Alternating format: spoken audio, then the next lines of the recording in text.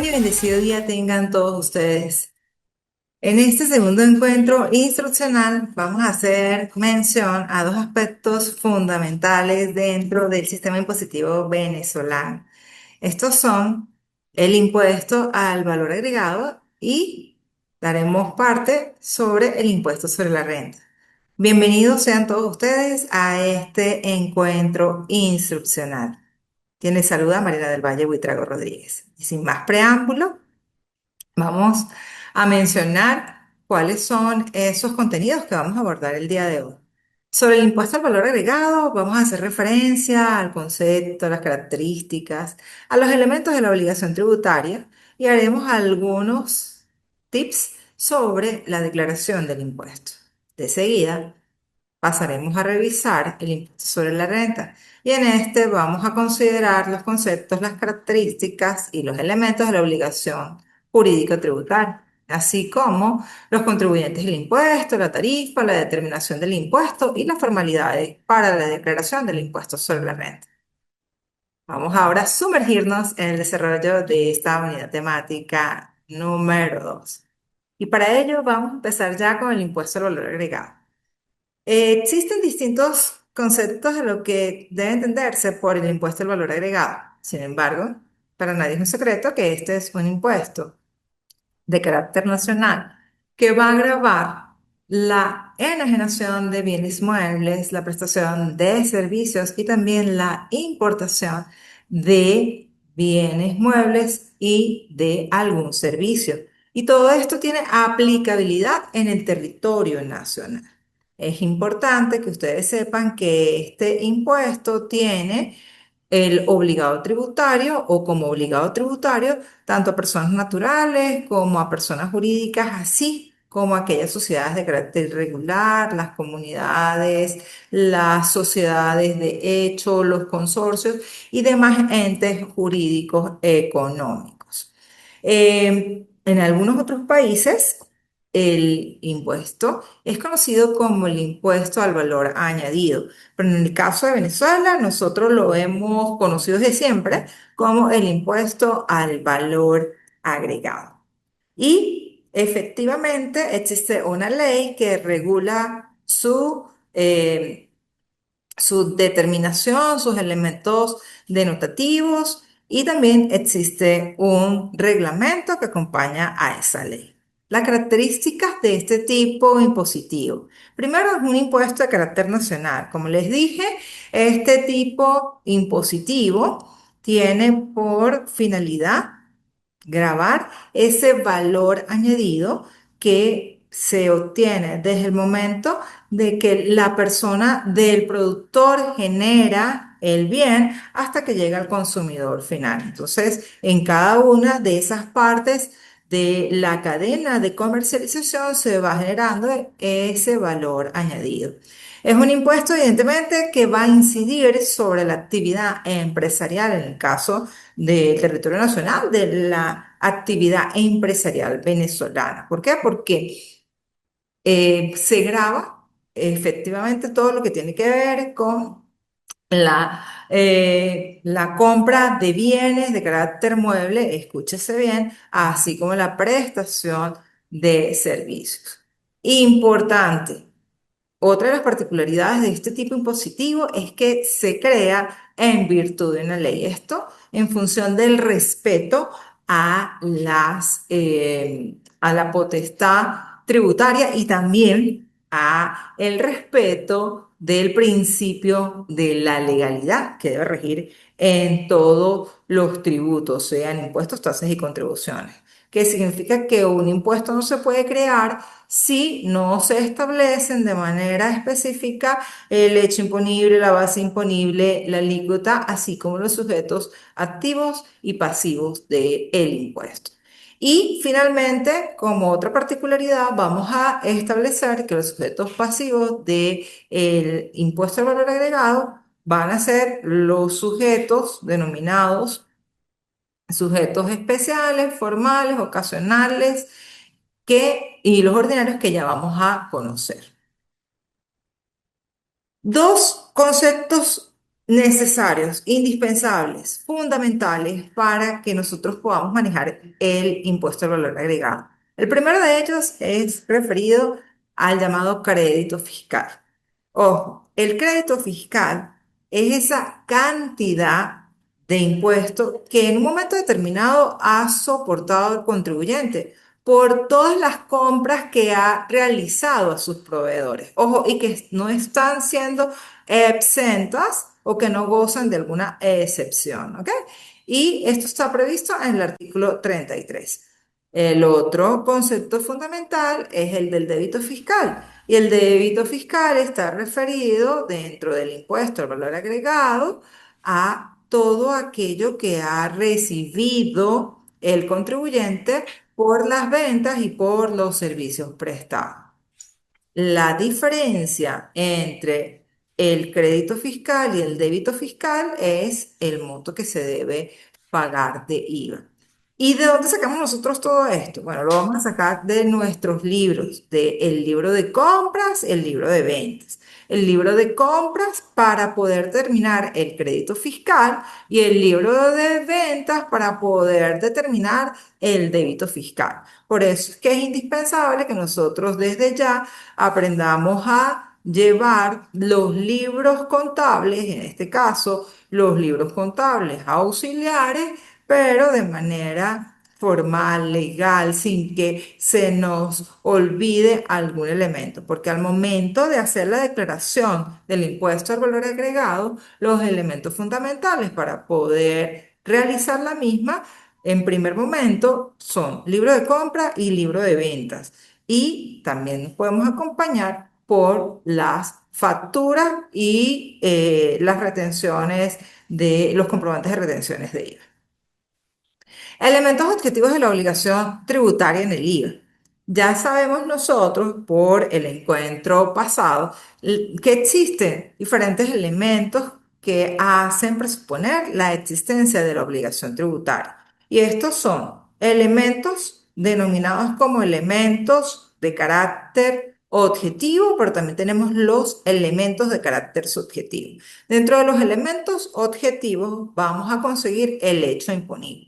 Y el hecho imponible dentro del impuesto al valor agregado venezolano no es otro que la compra y venta de bienes de carácter mueble, la prestación de servicios y la importación tanto de bienes muebles como de prestación de servicios, ¿ok?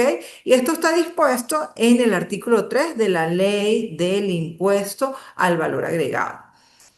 Y al momento de que se materialice esa actuación prevista como el hecho imponible, evidentemente se materializa o nace la obligación. Por eso tenemos de la misma manera que establecer la base imponible. Y en el caso de la base imponible, nosotros debemos mencionar que es ese precio facturado de el bien. Y vamos a poner un ejemplo sencillo sin entrar a hacerlo complejo. Si nosotros en este momento vamos al supermercado y en el supermercado escogemos un detergente en polvo y el detergente tiene un precio de 100 bolívares y nosotros como compradores vamos a la caja, sabemos que no vamos a pagar 100 bolívares únicamente, porque el precio facturado es la base imponible, pero a esa base imponible, que es el precio facturado, hay que añadir, hay que agregarle una alícuota general, que en este caso va a ser del 16%. Por eso es que finalmente nosotros al momento de cancelar en caja vamos a pagar 116 bolívares. 100, que es el precio facturado del bien que corresponde a la base imponible a la cual se le va a añadir o se le va a agregar la alícuota general del impuesto, que en este momento es del 16%. Y también vamos a tener los sujetos pasivos de la obligación tributaria, que no es otra cosa que esos elementos de carácter subjetivo que están previstos en el impuesto. Por eso vamos a reconocer cuáles son esos sujetos. Al inicio de este encuentro instruccional hicimos mención de el sujeto formal, del ordinario, del ocasional y del sujeto pasivo especial.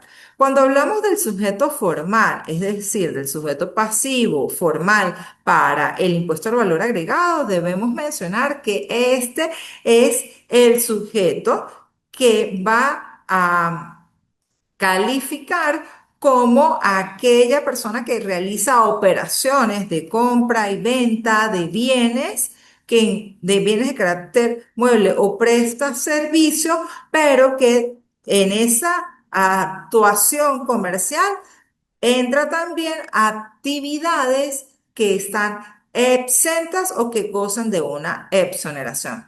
Por ejemplo, el caso de las farmacias, por ejemplo, el caso de los supermercados. Y ustedes dirán, ¿cómo así? En el caso de las farmacias tenemos algunos productos como los hipertensivos que están exentos del tributo. Y en el caso de el supermercado podemos decir que la harina de maíz, en este caso, la harina pan, por ejemplo, cuenta con una exoneración. O las sardinas en lata, en la presentación de agua, gozan de una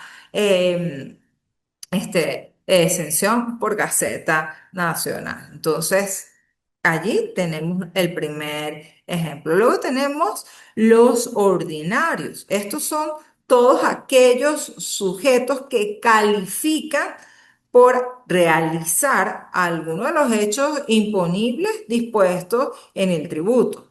Ejemplo, bueno, la persona que normalmente presta un servicio. Allí estamos dentro de esa calificación del sujeto ordinario. El ocasional. No son contribuyentes ni formales, ni especiales, ni ordinarios, pero eventualmente, ellos realizan la importación, bien sea de un bien de carácter mueble, pero para su consumo. Ejemplo, yo puedo traer no sé, de Panamá, perfume para mi uso personal. Entonces, yo tengo que pagar el impuesto al valor agregado, además de todos los impuestos de importación. Y tenemos una categoría súper particular que es el sujeto pasivo especial.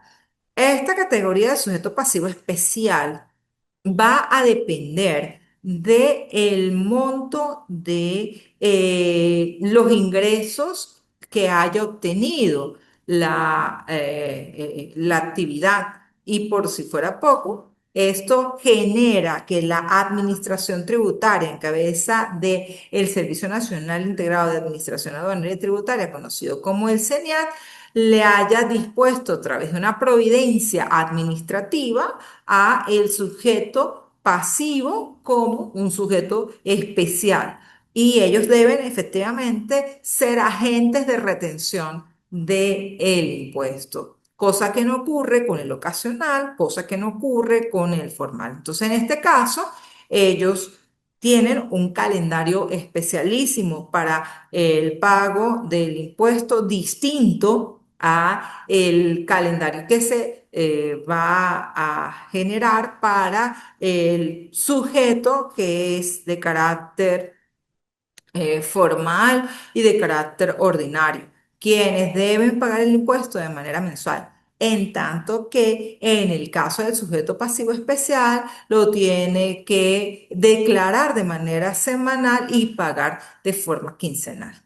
El impuesto sobre la renta es otro de los tipos impositivos que tienen mayor repercusión para la administración tributaria y específicamente para la Hacienda Pública Nacional. El impuesto al valor agregado y el impuesto sobre la renta son los que generan mayor número de ingresos tributarios dentro del sistema tributario nacional. Y este tipo impositivo, denominado impuesto sobre la renta, es un tributo de carácter directo, es decir, en este se grava es el enriquecimiento o la capacidad contributiva del contribuyente, lo que significa que es un impuesto que percute directamente en el obligado. No lo puedo trasladar, como es el caso del impuesto al valor agregado, en donde debido a las diferentes etapas de la comercialización, yo puedo trasladar el tributo desde el productor al consumidor final. En cambio, en el impuesto sobre la renta, esto no ocurre. ¿Por qué? Porque percute directamente en el obligado. Si el obligado tuvo una manifestación directa de capacidad contributiva mayor, pues esa persona debe pagar el impuesto sobre la renta. Las características de este tipo impositivo tenemos que es un impuesto personal porque va sobre la totalidad de enriquecimientos que pueda generar el sujeto. Es decir, esta persona, sea natural o sea jurídica, dependiendo el número de unidades tributarias que ha generado, es que va a tener que generar su contribución a la administración tributaria por esa obligación de coadyuvar al Estado. Es un impuesto progresivo porque a mayor capacidad contributiva que tengas como contribuyente, mayor va a ser el aumento del valor que yo tengo que entregarle a la administración. Es decir, va a ir aumentando la alícuota. Las alícuotas en personas naturales comienzan a partir del 6% y van a ir subiendo de manera gradual. Es un impuesto global porque aquí no vamos a discriminar algún enriquecimiento o renta. Aquí se va a compilar todas las rentas que obtiene el sujeto dentro del territorio nacional. Es decir, si la persona obtiene algún enriquecimiento líquido exigible en Venezuela, evidentemente tendrá que pagar ese tipo impositivo. Ahora, si por ejemplo Leisa Cañizales está en Miami, ya no dejó ninguna relación, ni dejó acciones, ni dejó ningún negocio aquí en Venezuela, aunque ella sea nacional, ella no tiene por qué pagar ningún tipo impositivo relacionado con el impuesto sobre la renta porque todos sus enriquecimientos, todas sus rentas la percibe fuera del territorio nacional. Pero si ella dejase aquí una actividad que le hace generar alguna renta, es evidente que ella debe pagar impuestos sobre la renta sobre la actividad que le genera renta aquí en Venezuela. Y es aplicable a personas naturales o jurídicas que se van a encontrar en el supuesto y de hecho o presupuesto denominado hecho imponible, es decir, dentro de algunos de los ítems dispuestos en el artículo 3 de la ley del impuesto sobre la renta. El ámbito de aplicación. Como ámbito de aplicación tenemos en primer momento que este tipo de impositivo es totalmente territorial. Aquí, como ya se dijo, interesa son todas las rentas que se producen en el territorio nacional. Y por eso es que interesa el lugar en que la renta se produce, no donde esté ubicada la persona. Volvemos al ejemplo, si Leisa Cañizales está en Miami, pues evidentemente tenemos que determinar si ella tiene rentas aquí en Venezuela. Si ha obtenido rentas en Venezuela porque dejó una empresa, tiene un negocio o porque hay alguna, vendió un bien aquí en Venezuela, pues evidentemente ella, aunque no esté residenciada o domiciliada aquí en Venezuela, generó ese enriquecimiento aquí, pues se produce el elemento territorial. Y por eso es que se debe declarar y pagar el impuesto sobre la renta. ¿Cuáles son los sujetos pasivos y sus respectivas tarifas? Ya dijimos que existen dos tipos de sujetos, la persona natural y la persona jurídica. Y la persona natural, además de las sociedades de personas, sean irregulares o de hecho, las herencias yacentes, las fundaciones y las asociaciones sin fines de lucro, van a estar tipificadas dentro de esta tarifa número uno. Y empezamos de esta manera. El mínimo porcentaje que es aplicable como alícuota es el 6%. ¿Y cómo lo vamos a determinar? Bueno, vamos a multiplicar 1.000 unidades tributarias. Recordemos que al día de hoy la unidad tributaria está en 43 bolívares. Y si pasamos de 1.000 unidades tributarias, ya no vamos a aplicar el 6%, sino aplicaríamos el 9%. Todo va a ser en función de la unidad tributaria y vamos entonces a aplicar el porcentaje que está dispuesto en esta tabla.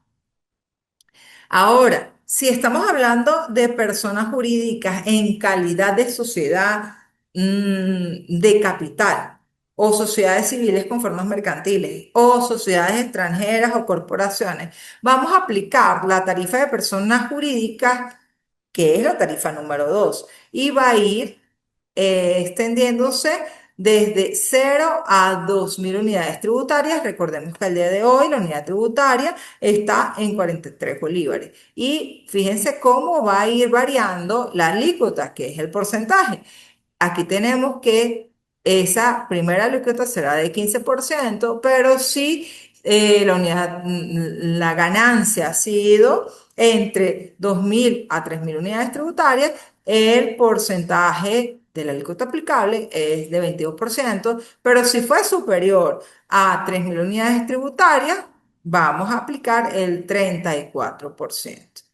Pero también tenemos una categoría especial, que son todas aquellas personas asimilables a las actividades de hidrocarburos o actividades conexas. Mira, refinación, transporte y todos aquellos conceptos de regalías.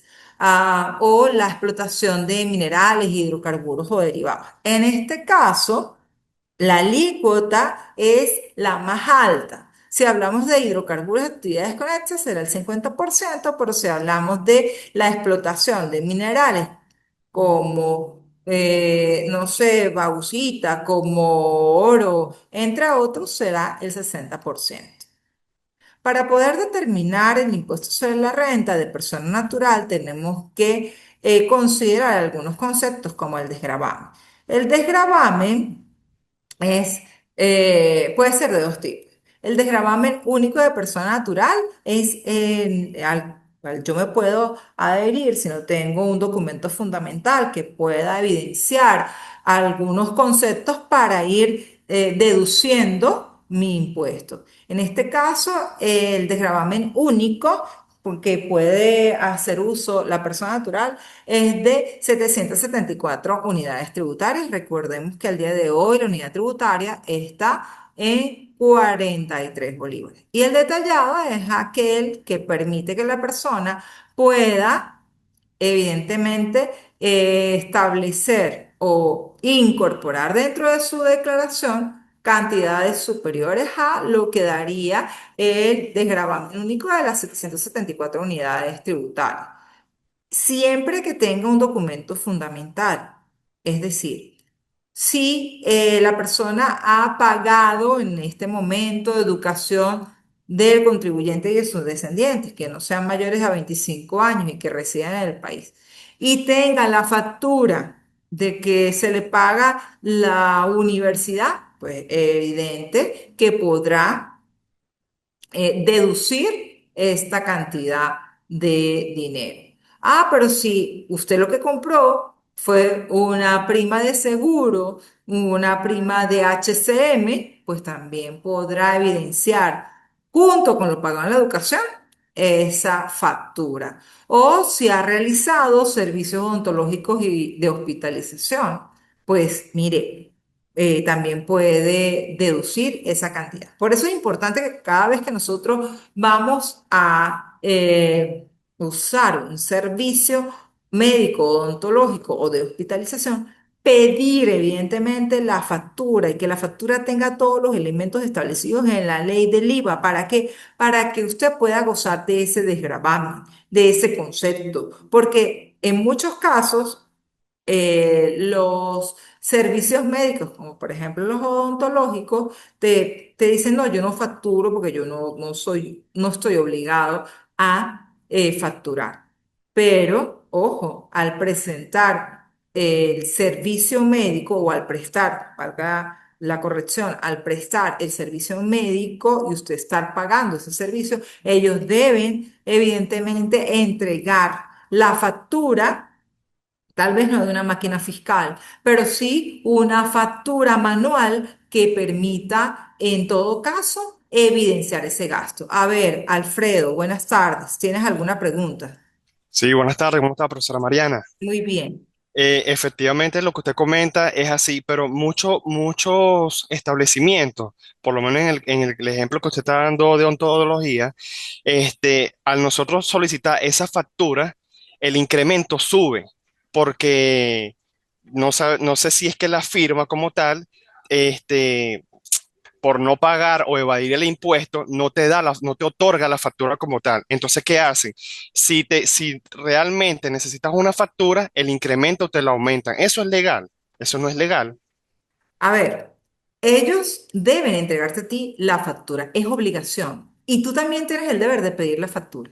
Si lo hago, me incrementa Ajá. el monto. Ujú. Pero lo primero que tienes que hacer es hablar con tu médico y decir, yo requiero, porque voy a un seguro o porque quiero entregar este documento dentro de mi desgravamen detallado al momento de hacer mi declaración de impuestos sobre la Efectivamente. renta del próximo año y necesito evidenciar que sí hice ese gasto. Por ejemplo, ortodoncia, que es súper costoso. Entonces, ellos están en la obligación de emitirte a ti ese documento. Es obligación de ambas partes, porque nuestro deber como venezolanos es pedir.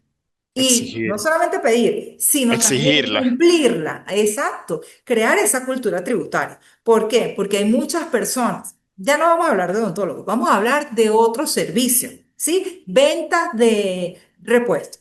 De repuesto. Cuando no te dan la factura, ellos igualmente te la están cobrando. Te están cobrando el precio del IVA. Ellos lo que se están ahorrando, evidentemente, es una mínima porción.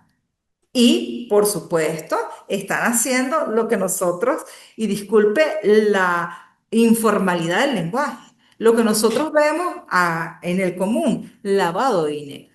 Sí.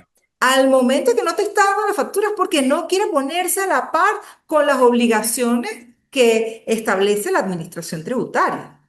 Y esto también es consecuencia para ti. ¿Por qué? Porque puede ser que en el momento no te cobren, pero si tú vas a reclamar porque el repuesto no te salió de la mejor calidad, porque te faltaba una de las piezas dentro del repuesto, tú no tienes el documento fundamental para poder acceder a otra instancia y decir, mira, esta persona me estafó porque me vendió un repuesto y decía que tenía tales y tales cosas. Al no Así. tener nosotros esa factura, no podemos hacer ello. Es así. Entonces, por eso es que tenemos que crear la cultura tributaria en todos los venezolanos. Y ustedes como futuros licenciados tienen que hacerlo y exigir que sus clientes entreguen la factura, cumplan el deber para transformar la Venezuela que todos merecemos. Una Venezuela en un cambio en donde todos podamos colaborar y que el Estado nos brinde a nosotros los verdaderos servicios públicos que merecemos. Claro, y lo otro que llevo a acotar es que hasta ellos mismos tienen las retenciones de impuestos, donde ellos se pueden basar en toda esa documentación y soportarla.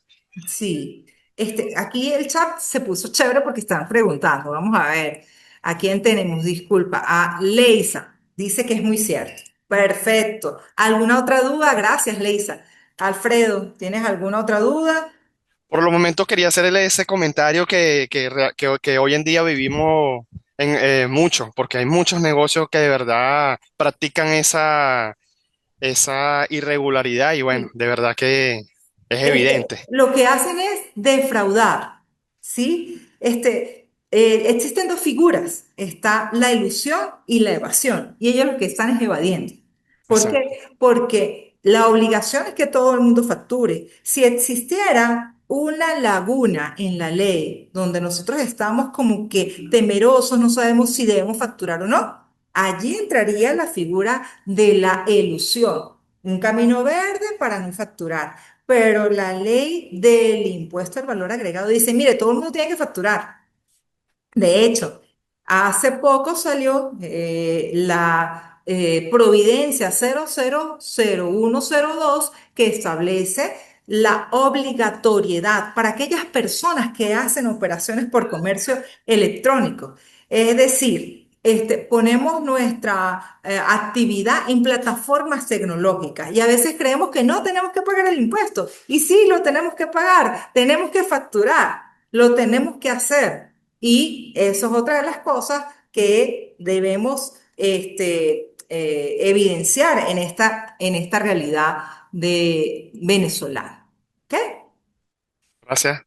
Chévere. Y bueno, dentro de este mismo tema de los desgravámenes detallados, tenemos lo pagado por alquileres, lo pagado por préstamos, por adquisición de vivienda principal. Ahora bien, de la misma manera, tenemos que en el impuesto sobre la renta existen exenciones. Y la exención es una dispensa que en un momento determinado puede otorgar el Ejecutivo Nacional.